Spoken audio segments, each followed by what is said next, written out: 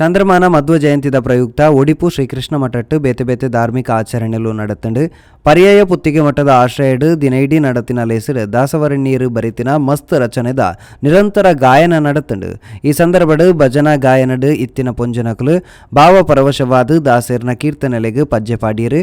ಬೊಕ್ಕ ಅಷ್ಟಮಠತ್ವ ರಥ ಬೀದಿಡು ಆಚಾರ್ಯ ಮಧ್ವೇರ್ನ ಭಾವಚಿತ್ರನು ಪಲ್ಲಕ್ಕಿಡು ದೀದು ಮೆರವಣಿಗೆ ಮಲ್ತೇರು.